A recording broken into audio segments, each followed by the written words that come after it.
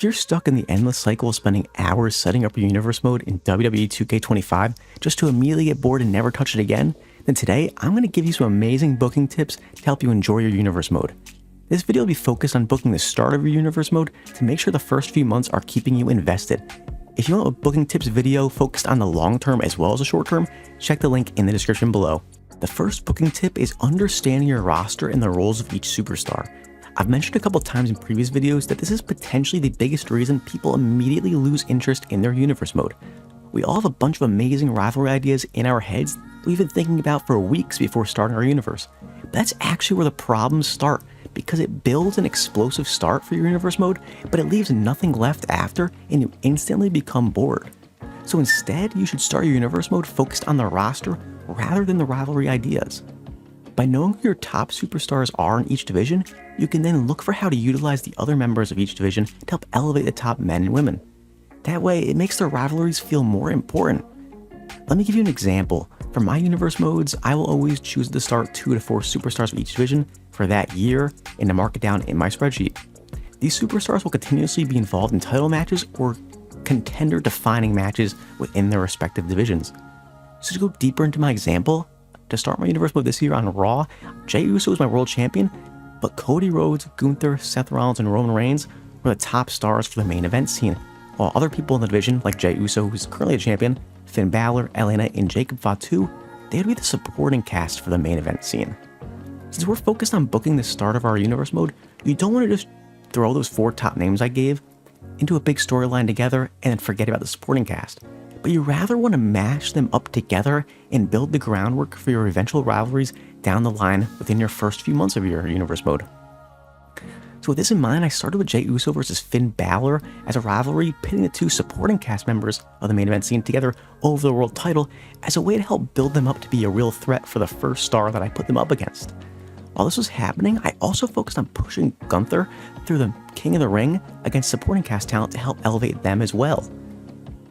At the same time as this happened as well, I then pushed a Roman versus Seth rivalry that ended up going through the first few months into SummerSlam.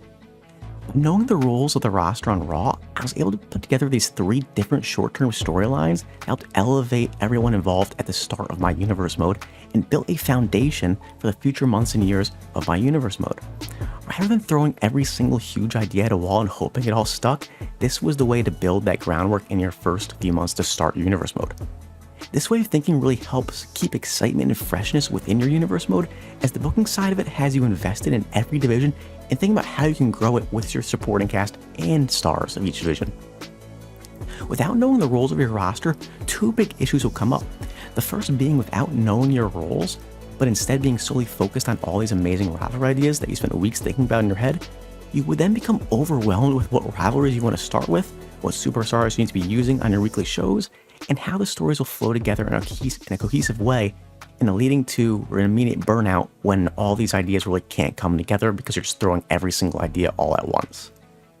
The second issue that comes from not understanding the roles of your roster is, even if you overcome that first issue and you do get to start putting in all of your amazing ideas into motion right at the start, you're going to run through all of them within your first year or even just your first few months on the road to SummerSlam, and then be left with nothing and quit your universe mode. So to start your universe mode the right way, understand your roster and the roles, and use that to build rivalries, than trying to throw every amazing 5-star rivalry in all at once to start. The second booking tip is about how to utilize talent correctly. When you first start universe mode, I see so many people say that they have a hard time getting everyone involved on their weekly shows, and then they become frustrated and lose their interest. The fix for this is actually incredibly simple. Just don't utilize everyone at the start of your universe mode. When you start up Raw and SmackDown for the first weeks, you have Roman Reigns, Seth Rollins, Cody Rhodes, Rhea Ripley, Becky Lynch, so on and so forth, all these heavy hitters. You want them right there on the show out the gate, thinking this will make your universe mode feel star-studded, exciting, just to the level of every PLE. You want to bring that to your weekly shows. But ironically, this approach can actually weaken your universe mode, not just in the short term, but the long run as well.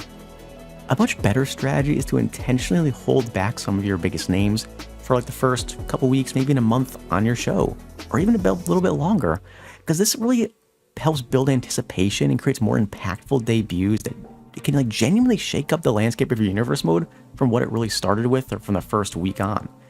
It's also a great way to really free up more time for your supporting cast and overall benefits the health of your roster for your universe mode. It gives more people time to shine. If you feature every top tier wrestler on your first week, you're going to run out of room immediately for your mid-carders and even contenders, both in terms of, their time and storyline, to be honest. For example, if you leave Seth Rollins off of Raw for the first few weeks or month, that frees up main event time for someone like Finn Balor or Braun Breaker. These talents can gain momentum, evolve their characters within your universe, and even start picking up some really big key wins to give them a push. When your quote-unquote missing star finally debuts or returns, you have a bunch of new names that you just gave time to really develop from that first month to put them up against, and it builds your roster to be even deeper than when it started. A great example from my own universe mode, once again going on the Raw side of things, I kept Seth Rollins out for the first month, which gave that Finn Balor and Jey Uso rivalry for the world title as two supporting cast members really time to develop both of them and really push them. But then after this is when I brought in Seth for the second month for a big heel run to go after Jey, which ultimately led then to Roman Reigns getting involved and building a rivalry between the two of them up until SummerSlam.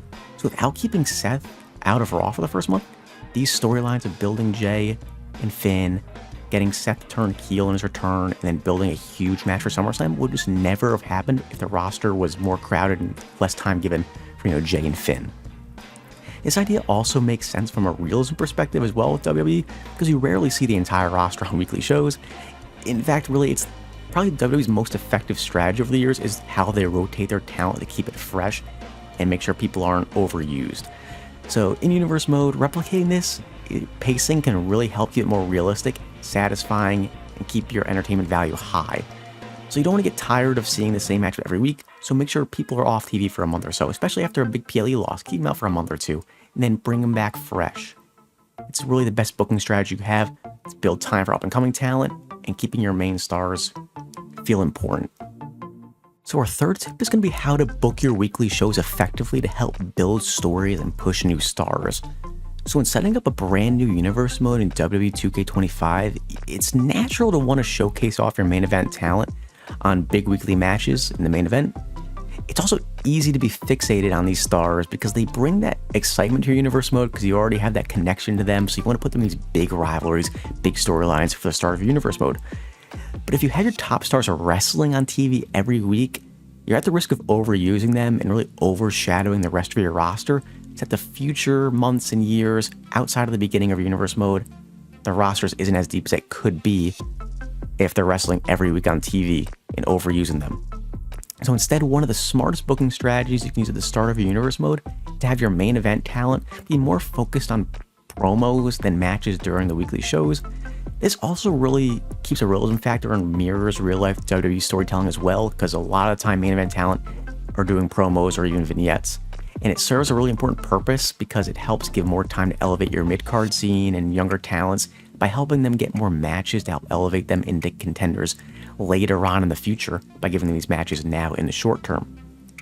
So having your stars be more focused on promos and matches on your weekly shows will also build more excitement when you finally get to play with them or watch them if you're an AI versus AI player within your universe mode.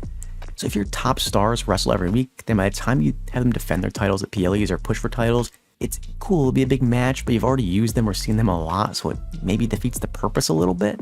So the best title feuds are those that are really built with tension over time and more of a promo-heavy approach, because the challenger and champion, verbally go at each other, in your head build that story, but also the feud can escalate, and in game you have the chance to have these stars brawl against each other in these promos. So even if you're not getting the matches, you're still pushing the rivalry even deeper with brawls, so you get some sort of action without an actual match, so you can build the actual match to a real big show at the PLE. This strategy really increases the anticipation and investment for your universe mode when that final PLE match happens. So every segment really contributes to the story, and the big payoff is more satisfying if you push promos for your stars. The fourth booking tip for when starting universe mode is to actually add more excitement later on in your universe mode. So one of the most valuable but often overlooked tools when starting a universe mode is a spreadsheet or note-taking system to help track what happens on the weekly shows and PLEs. It may seem like a lot of extra work at first, but really maintaining records of matches, promos, title changes, debuts, betrayals, even the little interactions really between stars can really help your universe mode go to a next level booking-wise, storytelling-wise. Some of the best booked rivalries in WWE history use long-term storytelling, so if you don't document what really happens in your universe mode, then you're going to miss out on potentially some amazing booking opportunities and storylines down the line. An example is from my universe mode is Cody Rhodes and Braun Breaker. They were both on different brands, but they were in the Money in the Bank match together. So during this match, Cody stopped Braun Breaker from winning the match, and someone else ended up winning it instead. So in the following year after my draft, Cody and Braun ended up being drafted to the same brand. So I went back to my notes looking for stuff I didn't recall, and I saw that I took note of this. So guess what? Immediately long-term storytelling from a quick note take within the first couple months of my universe mode to then use to push a SummerSlam rivalry match between Cody and Braun Breaker to really help Braun really stay in that main event picture as a young talent. So if I didn't take that note during Money in the Bank with my first, second month of starting my universe mode, I would have forgotten about that and never had that opportunity down the line to continue keeping my universe strong and fresh with new booking ideas. Those are the 4 biggest booking tips I have when starting my universe modes. Let me know if you have any ideas that I didn't mention in this video, and also make sure to like and subscribe and check out more of my universe mode content.